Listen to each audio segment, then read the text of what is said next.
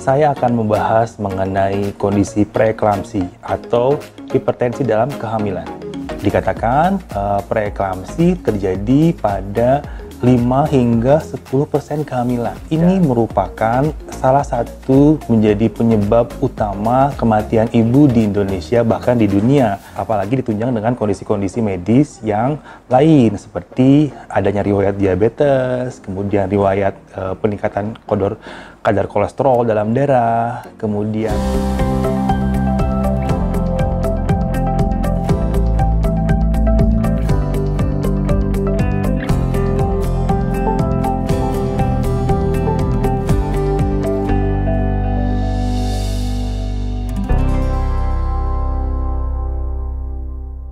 Assalamualaikum warahmatullahi wabarakatuh. Halo, semangat pagi Sobat Ruang Dokter semua. Semoga pagi ini sahabat Ruang Dokter dan keluarga berada dalam kondisi yang sehat selalu. Bertemu dengan saya kembali, Dr. Doni Aprialdi. Saya dokter kandungan dan kebidanan Ruang Dokter. Pada kali ini, saya akan membahas mengenai kondisi preeklamsi atau hipertensi dalam kehamilan.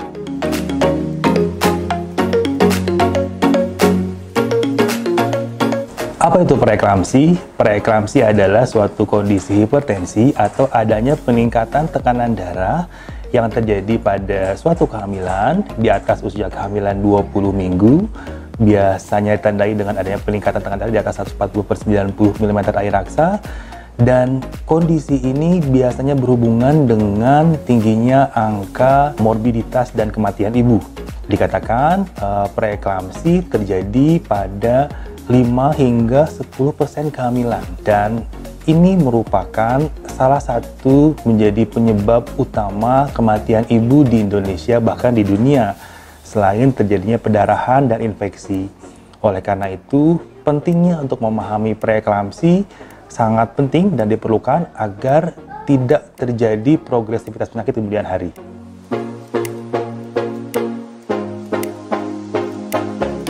Sampai saat ini, teori-teori yang menjelaskan mengenai perjalanan penyakit preeklamsi masih belum dapat menguak secara pasti apa penyebab utama terjadinya preeklamsi pada suatu kehamilan.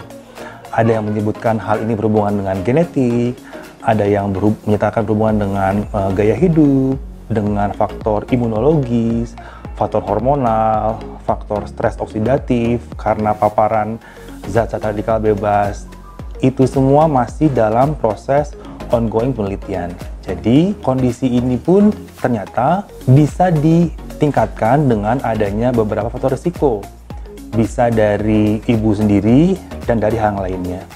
Dari ibu, biasanya seorang wanita yang baru pertama kali hamil kan sedikit berisiko terjadi preeklamsi. Apalagi ditunjang dengan kondisi-kondisi medis yang lain seperti adanya riwayat diabetes, kemudian riwayat peningkatan kadar kolesterol dalam darah, kemudian obesitas, adanya kebiasaan untuk mengkonsumsi makanan-makanan yang tidak sehat, dalam hal ini yang mempunyai indeks glikemik yang tinggi, makan-makan cepat saji, dan sebagainya. Itu pun meningkatkan risiko terjadinya suatu preeklamsi. Lalu dengan usia, karena sekarang saat ini tendensi untuk terjadi kehamilan ada pada seorang wanita yang mendekati usia kehamilan 40 tahun. Sementara usia di atas 35 tahun pun akan semakin meningkatkan terjadinya suatu komplikasi pada suatu kehamilan, termasuk diantaranya preeklamsi ini. Lalu kebiasaan merokok, lalu mengenai status nutrisi, dan ada kaitannya dengan faktor ras atau etnik. Tapi dikatakan bahwa ras atau etnik dari kulit hitam lebih tinggi untuk berisiko terjadinya preeklamsi jika dibandingkan dengan ras kulit putih.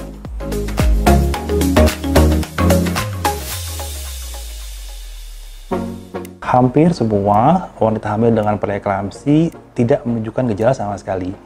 Inilah yang membahayakan.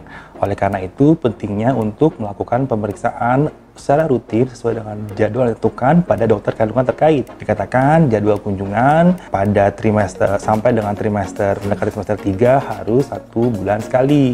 Lalu setelah itu 2 minggu sekali hingga mencapai usia kehamilan 37 minggu, setelah itu seminggu sekali. Dan preeklamsi ini bisa terjadi di atas usia kehamilan 20 minggu. walaupun tanpa ada gejala. Akan tetapi, pada stadium klinis yang lebih lanjut, akan menunjukkan gejala seperti adanya nyeri tengkuk, tekanan darah tinggi, kemudian nyeri kepala, seperti itu. Dan pada kondisi yang sangat mengancam jiwa, di mana pada akhirnya kondisi preeklamsi akan bisa menyebabkan terjadinya kejang pada suatu ibu hamil yang dikatakan dengan eklamsi. Dan sebelum mencapai ke arah sana, biasanya seorang ibu hamil dia memiliki gejala seperti adanya nyeri kepala yang hebat, kemudian pandangan menjadi kabur, kemudian adanya nyeri ulu hati yang hebat sekali. Jika itu terjadi, maka risiko terjadinya kejang pada ibu hamil menjadi lebih tinggi lagi. Lalu pada kondisi yang sudah sangat berat juga bisa terjadi namanya penumpukan cairan dalam rongga paru, kemudian ada gangguan fungsi hati, gangguan fungsi ginjal, gangguan fungsi darah, dan lain sebagainya. Jadi mengingat bahaya yang ditimbulkan dari kondisi preeklamsi ini, alangkah baiknya jika kondisi ini ditemukan lebih awal dengan melakukan pemeriksaan antenatal care atau ANC secara rutin sesuai dengan jadwal.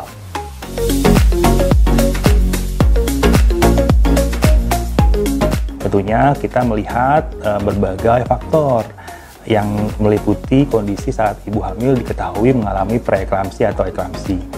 Jadi dilihat dari usia kehamilan, jika usia kehamilannya sudah cukup di atas 34 minggu, kemudian mengalami preeklamsi dalam stadium berat, maka tindakannya adalah dilahirkan atau diakhiri kehamilannya walaupun belum mencapai usia kehamilan 9 bulan.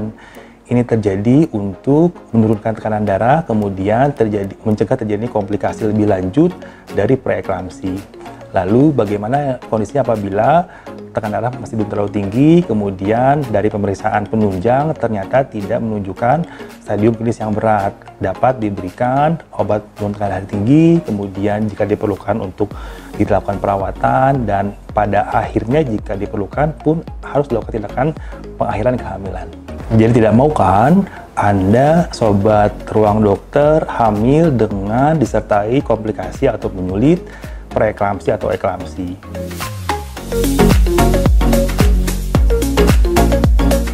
Yang pertama adalah menghindari terjadinya faktor risiko.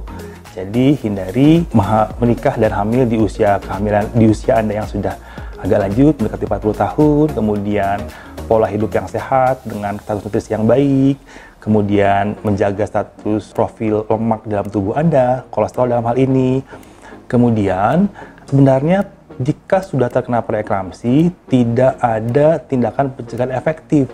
Seperti itu, jadi pencegahan yang dilakukan pada seorang wanita yang memiliki risiko tinggi untuk terjadinya suatu preeklamsi adalah tidak dengan hamil. Tetapi jika diperlukan hamil, maka ada beberapa penelitian yang menyebutkan dengan perubahan gaya hidup menjadi lebih baik, kemudian pemberian suplementasi beberapa hal dapat menurunkan risiko terjadinya progresivitas atau bertambah buruknya kondisi preeklamsi, seperti suplementasi kalsium, kemudian suplementasi zat-zat antioksidan, dan lain sebagainya. Ini semua bisa didapatkan dari hasil pemeriksaan dan konsultasi dengan dokter terkait. Demikian pembahasan saya mengenai preeklamsi, semoga bermanfaat, semoga dapat meningkatkan kualitas seorang ibu hamil dalam menjalani kehamilannya, semoga tidak ada lagi kasus preeklamsi di kemudian hari, semoga bermanfaat, sampai jumpa di sesi berikutnya.